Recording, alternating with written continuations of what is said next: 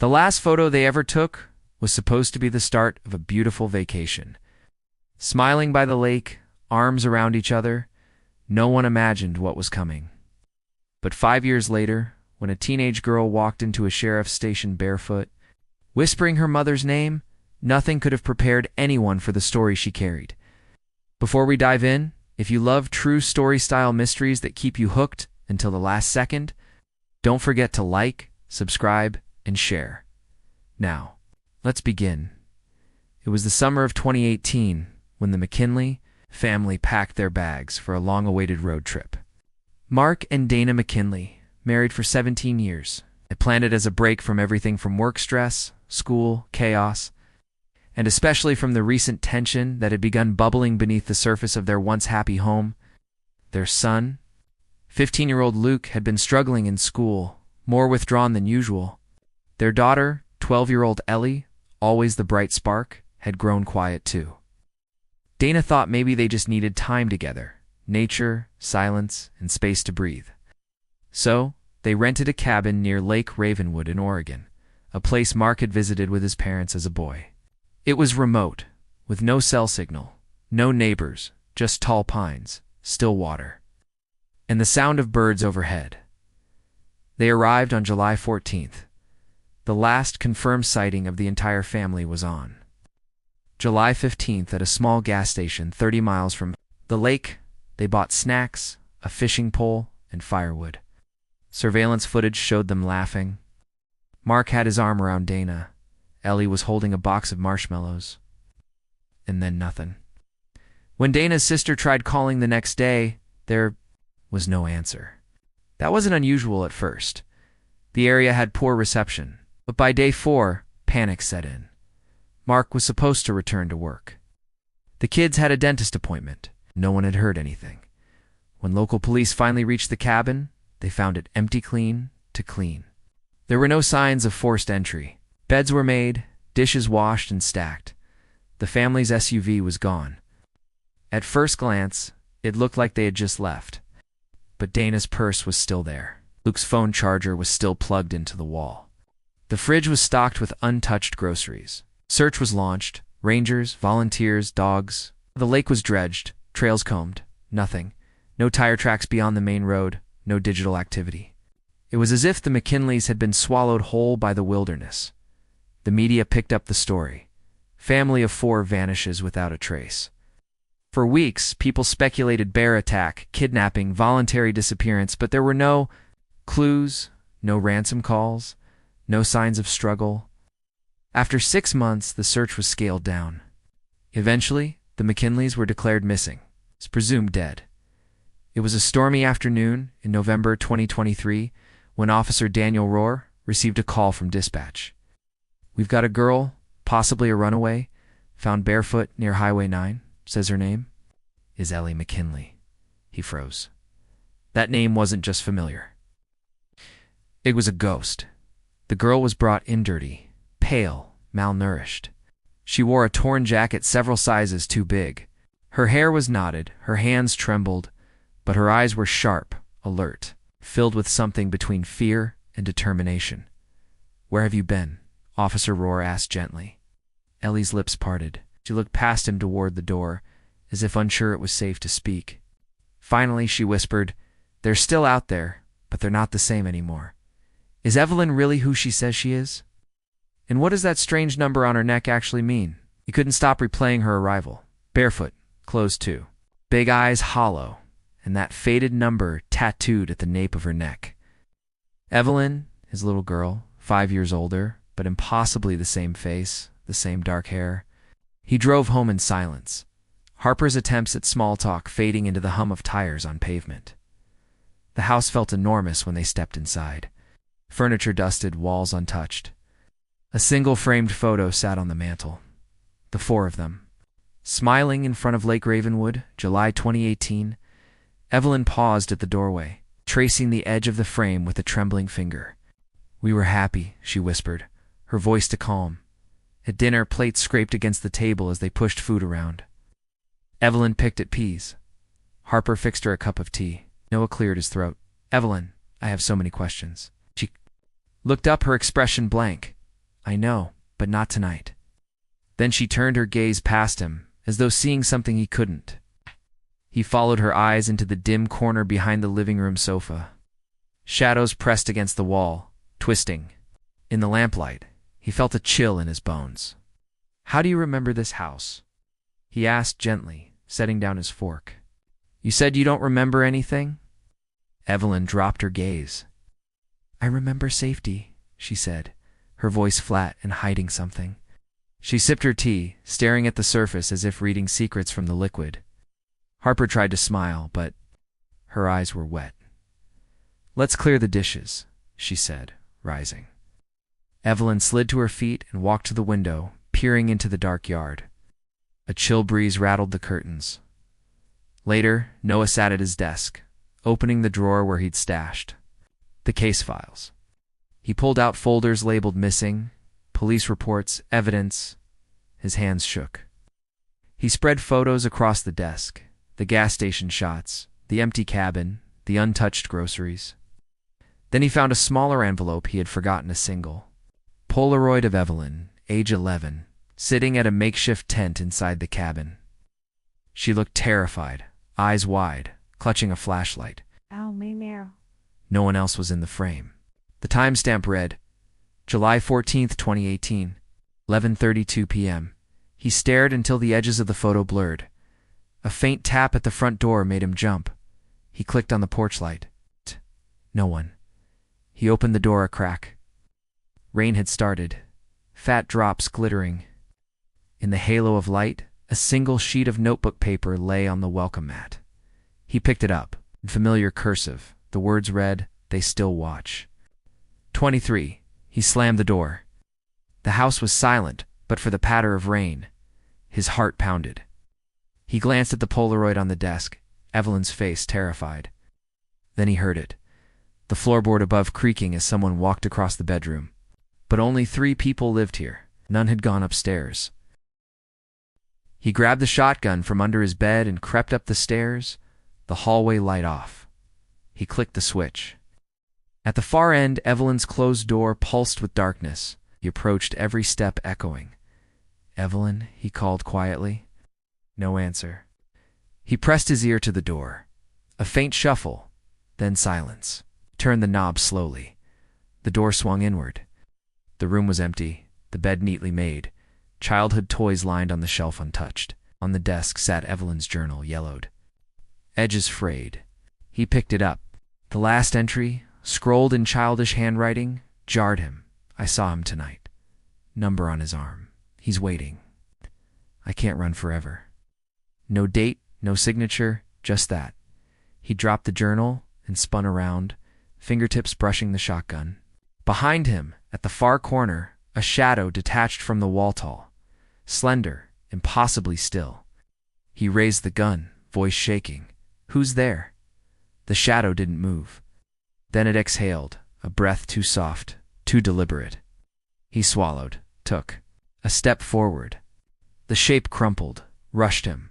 The barrel swung up. Noah fired once, deafening in the silence. But when he glanced again, the corner was empty, and on the floor lay a single child's shoe. Wet with rain, Noah didn't sleep that night. He sat on the edge of Evelyn's bed, shotgun across his lap, listening to the house settle around him.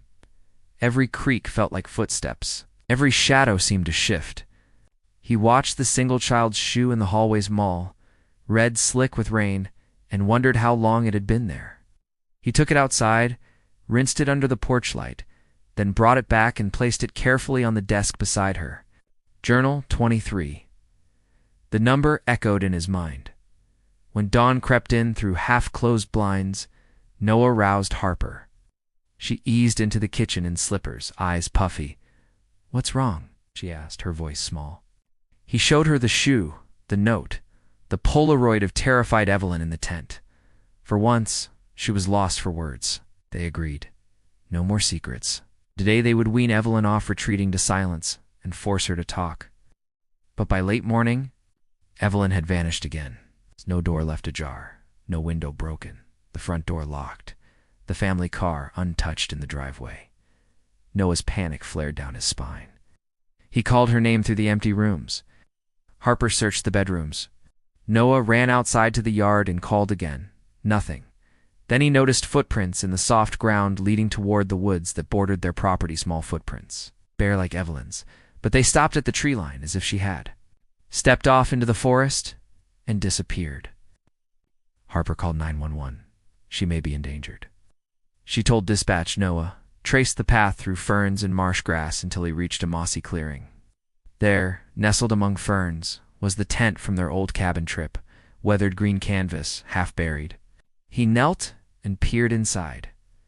Evelyn's backpack, water bottle, a flashlight. No sign of her. A chill gripped his heart. He stomped back to the house and dumped the flashlight and bag on the kitchen table. "She's alive," he said, his voice low, "and she's gone back to the forest." Harper dialed 911 again, giving their location. 15 minutes later, 2 deputies banged on the door. They agreed to search the woods, though they cautioned about thick underbrush and lack of signal. Noah insisted they call for a range tracker dog unit. The deputies hesitated, then relented. Harper sat at the kitchen table, wiping tears. Noah gathered supplies, water, snacks, the Polaroid, the journal. Before he left, he opened the journal. Again, the last entry. "I saw him tonight. Number on his arm.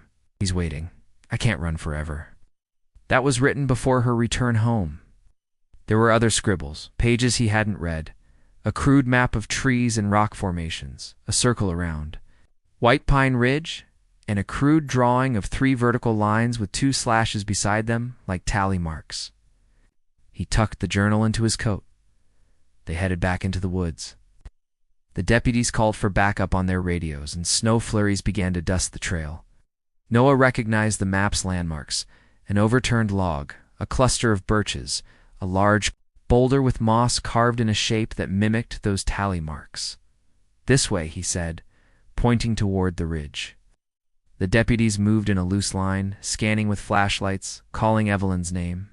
Every now and then they found something: a scrap of cloth, a shallow footprint in mud, the faint impression of a handprint on a tree trunk, stained red-brown as if dabbed with blood. Noah's throat tightened. They pressed higher toward the ridge. The wind whipping around the pines, visibility dropping, snow swirling in white curtains. Then one deputy shouted, "Over here." They rushed toward the sound and found an old hunting cabin, half collapsed, hardly on any modern map. The door lay on its hinges. Footprints led inside. Deputy Richards drew his weapon. They entered single file. Inside, the air smelled damp and rotted. A broken chair lay on the floor. A rusted stove held a crust of ash. On a wall, scratched in the wood, was 23, and below it tally marks. What? 11 days. 11 victims. 11 attempts. Noah traced his finger over the carvings, heart thundering. Then, from the back room, a faint sob. Noah signaled the deputies to spread out. He crept toward the sound, shotgun raised. I can't raise the back. Room was dim but clear. Evelyn sat on a cold wooden bench, knees drawn to her chest, eyes red. Across from her in the corner was a form, not moving but breathing shallowly. The deputies surged in, lights trained on the figure. It was a man, trembling, shirt torn, arms wrapped tight. He looked at Noah with hollow eyes. On his forearm, tattooed in black ink, was the number 23. Noah's hand shook so hard he nearly dropped the shotgun. The deputies cuffed the man, but his eyes remained locked on Evelyn. "They sent me," he croaked. "They told me to bring her back." Evelyn stood, backing toward her father. She whispered, "I thought I could trust him. I thought he wanted to help me." The man spat blood on the floor. "Trust no one," he rasped. "They watch everything you do. You have to come back." Noah stepped forward. "Who? Who is they?" The man licked parched lips. "The Watchers. They mark you. They guide you. They punish you when you stray." Evelyn swayed. "I'm tired," she said. "They're everywhere." A deputy reached to lift her arm. She recoiled, eyes darting to the wall carvings, tally after tally. They bundled Evelyn into the deputy's vehicle. Noah grabbed her hand. "We're getting you help," he promised. But as they headed down the ridge, he glanced back and saw the man watching from the cabin doorway. Then behind him, between the trees, dozens of dark shapes stirred indistinct figures that melted away like smoke when the headlights swept across. The deputies slammed on the brakes. The forest fell silent, snow settling on the pine needles. Evelyn's voice came weak. "They're coming." As Noah and the deputies sped away, the forest behind them seemed to laugh with 1,000 voices whispered. On the wind, Noah couldn't shake the cold dread that settled in his chest. Even as the deputies drove Evelyn back to the sheriff's station, her whispered warning echoed in his mind. They're everywhere. By the time they reached the precinct, twilight had deepened into a starless night, and the world felt smaller, more claustrophobic. Detective Morales met them in the vestibule. He was a tall man with tired eyes, the kind that had seen too many horrors for one lifetime. "We've got her safe, Doris," the female deputy told him, "but she's adamant she has nowhere else to go." Morales nodded. "We'll place her in a safe room here until social services arrive. We'll let you see her briefly, Mr. Hayes." Noah followed the detective down a silent corridor, the walls lined with photographs of missing children.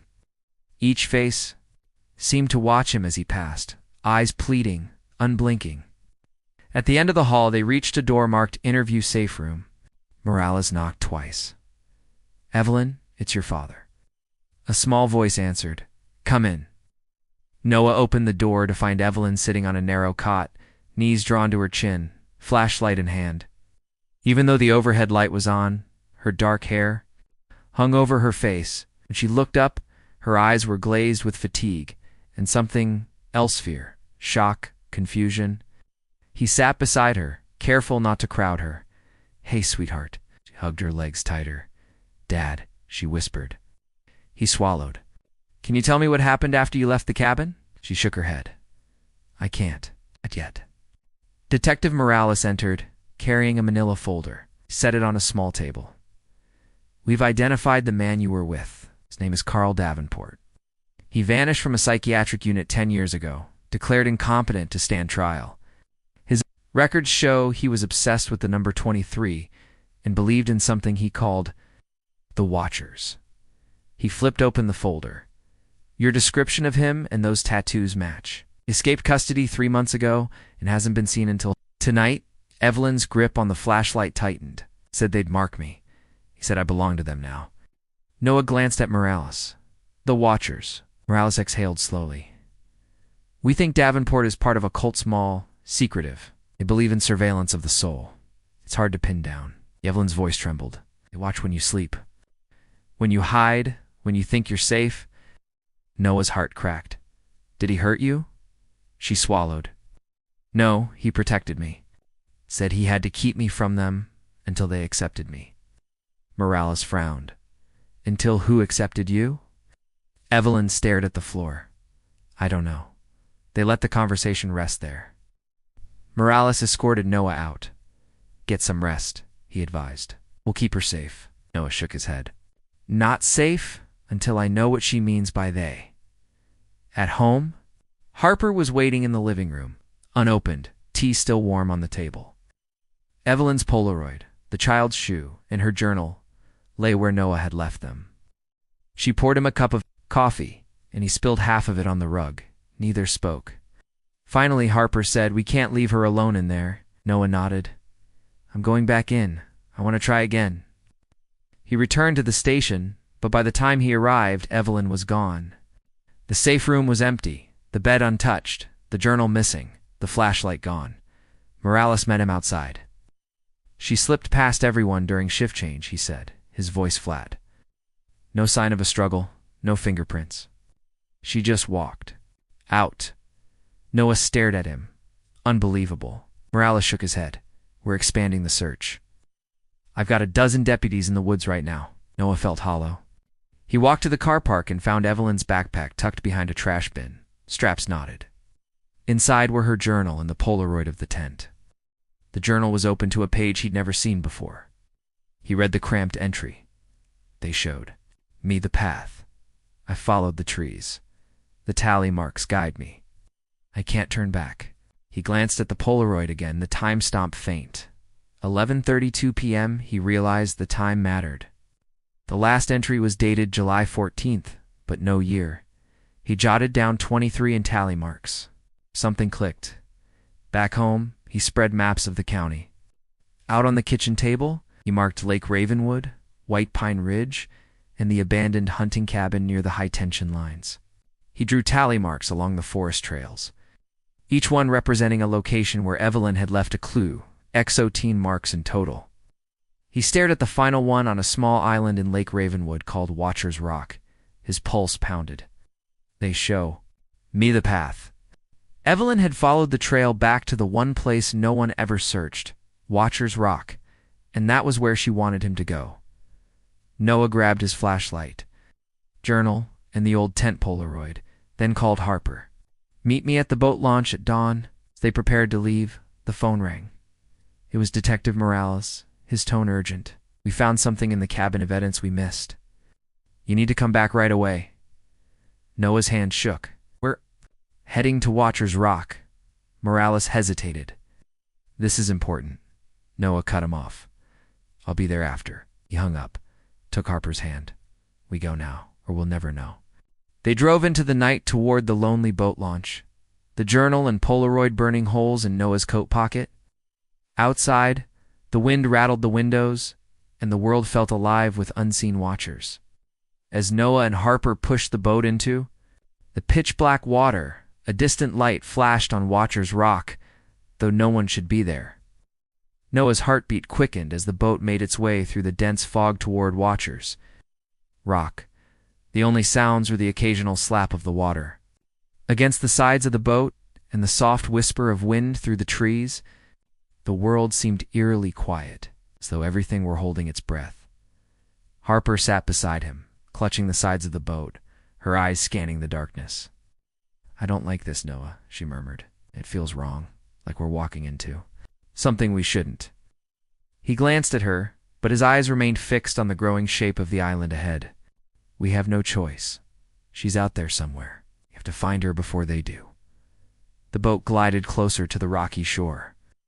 As they approached, the light in the distance grew brighter, flickering in a way that made Noah's stomach drop.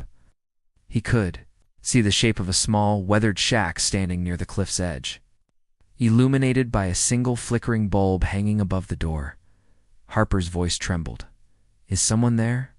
Before Noah could respond, a loud bang echoed through the air, followed by the unmistakable sound of something large shifting in the woods. Nearby, Noah's instincts kicked in. He reached for the flashlight and clicked it on, shining it across the shore. "Noah, look," Harper said, pointing toward the water line. A set of footprints led from the edge of the forest to the water, heading straight for the shack. "Evelyn," Noah whispered under his breath. He stood up in the boat, ready to jump out and rush to her, but Harper grabbed his arm. "No, wait. We need to be careful." Reluctantly, Noah sat back down and started rowing slowly toward the shore, each stroke deliberate and measured. His mind was racing. Who else could be here? And why was Evelyn leading them to this exact spot? When they finally reached the shore, the boat bumped lightly against the rocks, and they both stepped out onto the cold ground. The shack loomed in front of them, the door slightly ajar, as though inviting them in. "Should we go in?" Harper asked, her voice barely audible. "We have to. This is where she's leading us," Noah replied. He took a deep breath and walked toward the door, his heart pounding in his chest. The air around him was thick with tension, and every step felt as if it could be his last. As he reached for the door handle, it suddenly swung open by itself, revealing nothing but darkness inside. The only sound was the faint rustling of leaves in the wind. Noah hesitated for a moment before stepping inside. The inside of the shack was musty and old, with broken furniture scattered around and dust thick in the air. A single candle flickered on a table in the center of the room, casting eerie shadows on the walls. The walls were lined with strange symbols, scrawled hastily in red ink, symbols Noah had never seen before. "What the hell is this?" Harper whispered, her voice full of dread. Noah's eyes scanned the room, trying to make sense of the symbols. Then, in the far corner, something caught his eye. A set of footprints leading into a small, hidden doorway behind a tattered curtain. That's where she went, Noah said, his voice tight with urgency. He moved toward the door, but Harper stopped. Noah. We don't know what's behind there. We need to be careful.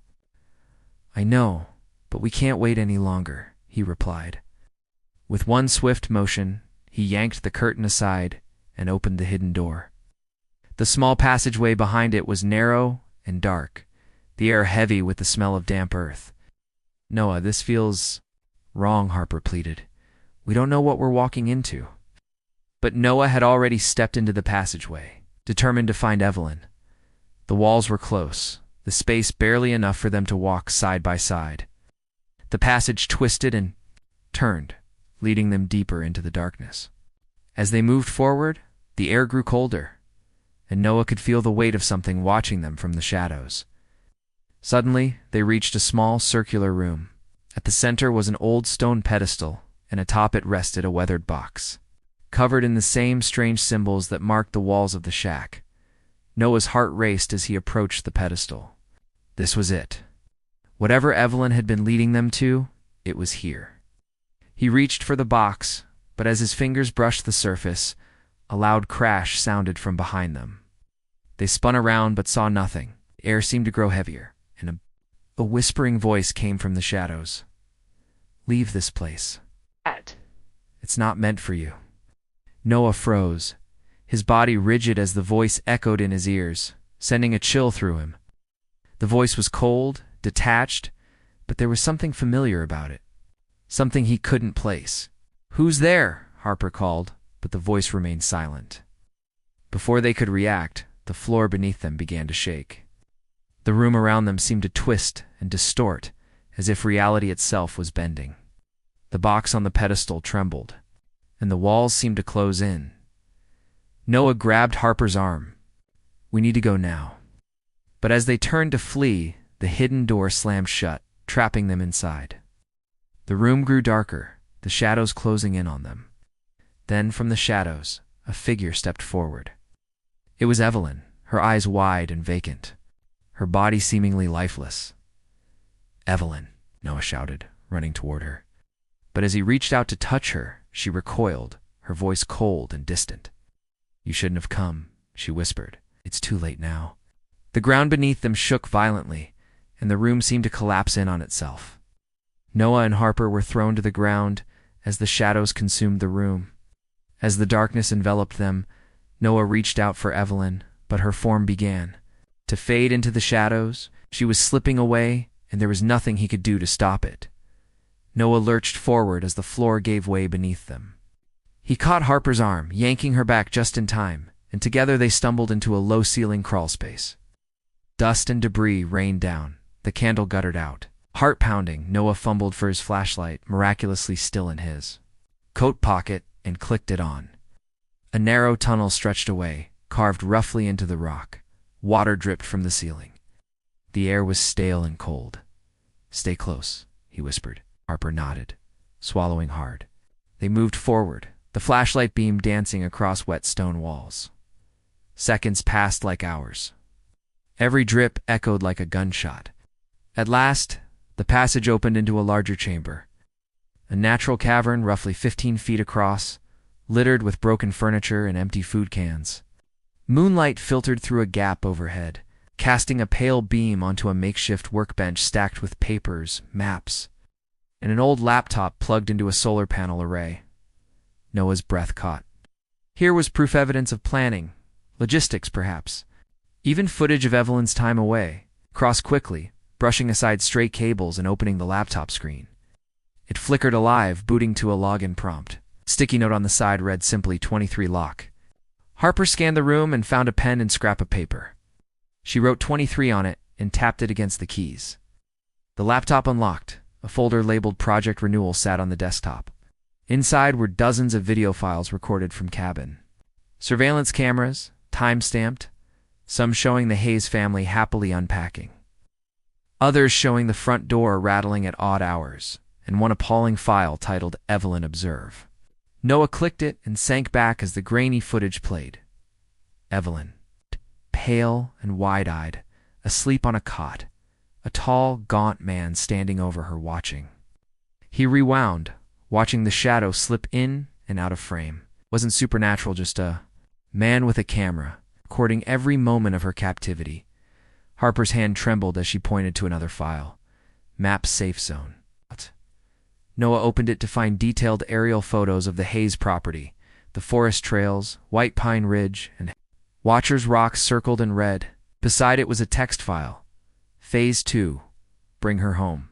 3 initiates at Watcher's Rock on 11/14. Noah's pulse thundered. They planned this every step. Harper read over his shoulder. Phase 2. Bring her home. He nodded grimly. Phase 1 was the abduction. Phase 2, they bring her back, but not to us. He clicked another folder, log, and opened a text document written in jagged handwriting. She knows the path now. At sunset, she will call him. They will come and take her back. We cannot intervene. Noah slammed the laptop shut. They're tracking her, tracking us. Harper's eyes filled. What do we do? He grabbed the map printouts and journal. We call Morales. Needs to see this. They retraced their steps through the tunnel. The walls shook, as if the island itself were protesting their presence. At the exit, they climbed out into the moonlit woods, gasping. Noah looked back at the gunmetal glow of the cabin above. Empty now, its lamp extinguished. By the time they reached the boat and sped across the water, Noah's mind raced. This was no isolated lunatic. Davenport was part of an organized network or cult, or trafficking ring-tracking victims, staging rescues before returning them for bogus debriefing. Evelyn had escaped Phase 1. Phase 2 was imminent. At the sheriff's station, Detective Morales met them with 2 deputies. Noah threw the map and journal onto the table. Watch this. He played the footage for Morales. Evelyn sleeping, Davenport recording. Morales' jaw tightened. Where did you find this? Watcher's Rock, in a tunnel under the shack, Noah replied. Morales ran his hand through his hair. We'll need a warrant and SWAT. This is bigger than a simple missing person case. Noah stared at him.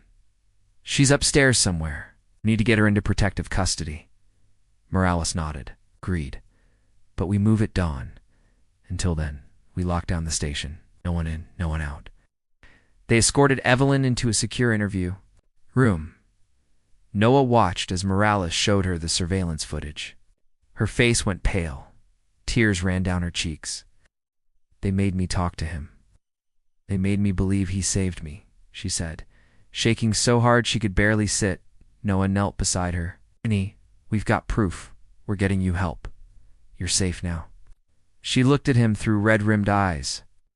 It's not them I'm afraid of. It's you.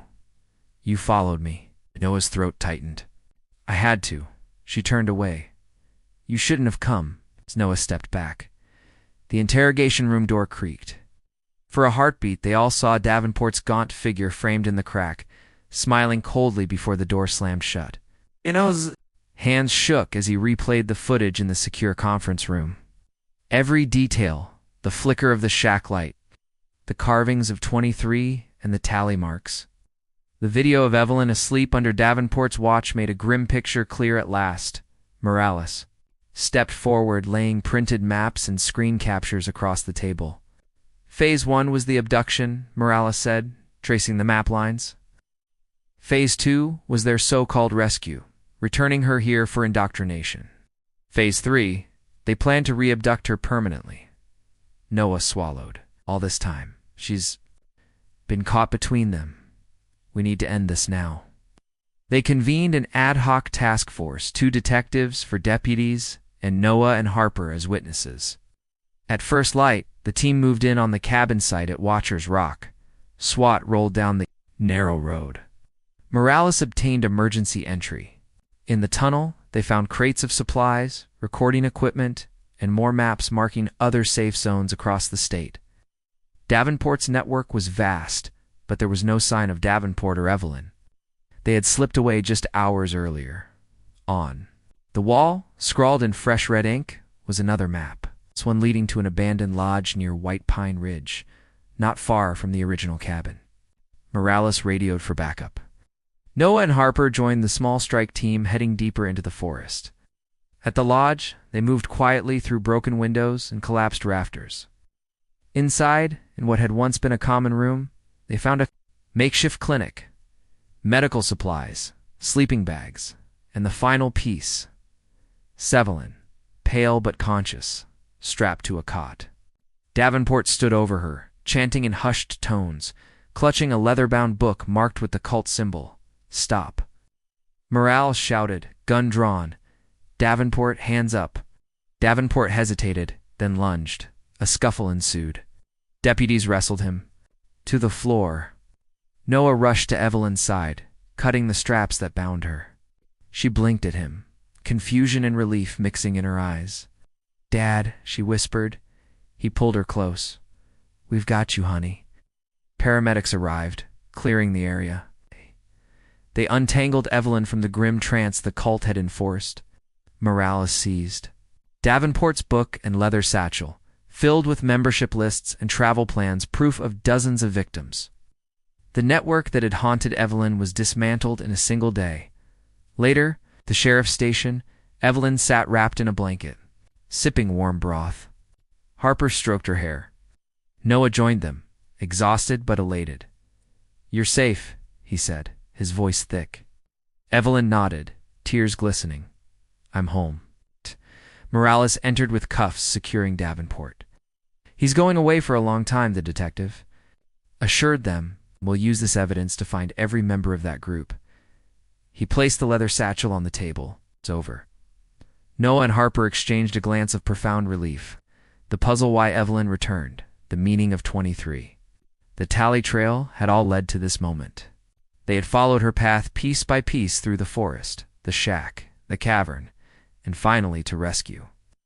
That evening, back in the safety of their own home, the family sat together for the first time in years. Noah brought out the old Polaroid of Evelyn in the tent. Remember this? He asked softly. Evelyn studied the frightened child in the photo, then looked at her parents. I remember now, she said. I was scared, but you never stopped searching for me. Harper reached across and held her hand. We'll never stop. In the weeks that followed, the Hayes family began the slow process of healing. Evelyn entered therapy to reclaim the lost years. Noah and Harper worked to restore normalcy, school routines, family dinners, bedtime stories. The scars remained, but so did their bond. Though the forest still held echoes of the past, they felt no fear. Together, they had solved the puzzle, confronted the darkness, and emerged stronger. Family restored. Night had fallen at the Hayes household, but inside, every light was on.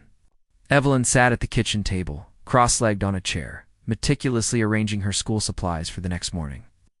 The familiar ritual pencils in a cup notebook stack aligned. Lunch bag packed felt both ordinary and miraculous. Across from her, Noah and Harper exchanged tired smiles over mugs of chamomile tea. Watching their daughter reclaim pieces of the life she'd lost, Detective Morales stopped by before he headed home, placing the leather satchel and the battered journal. From the lodge on the counter, "These go to evidence," he said gently. "But I wanted you to have copies." He handed Harper a sealed manila envelope containing photos of the shrine room, the maps, everything. "You'll need them for therapy sessions to help Evelyn make sense of what happened." Harper nodded, her voice soft. "Thank you, Detective." Evelyn glanced up, curious at the exchange. Morales crouched beside her. "You did something brave, kiddo," he said. "You left clues. You led your parents right to you. You saved yourself." Evelyn managed a small smile. "I wanted you to find me," she said quietly. After Morales departed, Noah cleared the dishes and found Evelyn's journal open to a fresh page. The final entries, in her neat teenage handwriting, read, "Mom and Dad never stopped searching. I thought I was alone, but I wasn't. Now I know home is a path back to them, even through the darkest woods." Harper found him standing at the doorway moments later. "She's going to be okay," she said, resting a hand on his shoulder. Noah exhaled, relief and exhaustion mingling. "We're finally done," he replied. The next morning, sunlight streamed through the windows as Evelyn headed for her first day back. At Pine Ridge Middle School, she hesitated at the front door, turning to watch her parents. They waved pride and tenderness in their eyes. Stepping onto the porch, Evelyn felt a flutter of nerves, excitement, uncertainty, hope. At school, the hallways buzzed with students greeting each other. Evelyn walked the halls with a counselor, Chloe, who helped her find her locker. The combination was neatly written on a card Evelyn carried like a talisman as Chloe left her. To unpack, Evelyn paused and placed the card inside, proof she was part of this world again, in class. She slid into a desk next to her friend Maya, who blinked in surprise. "Evelyn," Maya whispered, her voice trembling. The teacher greeted her warmly, welcoming her back. The morning passed in a blur of smiles, test papers, and cautious questions. Evelyn answered briefly. Too many questions felt overwhelming. Lunchtime, she slipped into an empty courtyard with her journal. Under the shade of a maple tree, she opened the journal to read memories she'd penned in captivity, her fears. Her hope, the moment she chose to leave the lodge and follow the tally marks home. With each word, tears fell, but she also felt a spark of pride. She had survived. She had escaped. And now she was here, writing her own future. Back at home that afternoon, Noah and Harper worked to restore normal routines. They cooked pasta, did laundry, and even assembled a small bookshelf for Evelyn's growing collection of books. The next day, they promised they'd take her to see the lake again, not the remote cabin spot, but the public park where families picnicked, a safe place full of laughter and sunlight. That evening, as the family sat on the couch watching an old movie, Evelyn nestled between her parents. Noah looked at Harper, who squeezed his hand. They didn't talk about the cult or the scars or the nights lost in darkness. Instead, they marveled at the simple joy of being together, of hearing her laugh, of watching her fall asleep peacefully. In the days that followed, Evelyn attended therapy sessions to process her ordeal. She talked about the man who called himself a protector, the secret passages, the tally marks, and the ritual light at Watcher's Rock.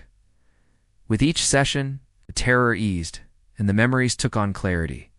She held on to the photos Morales gave. Then proof of the darkness? Yes, but also proof of her rescue. Noah and Harper joined family counseling, learning how to support Evelyn without crowding her, how to rebuild trust in the world. They volunteered with local search and rescue teams.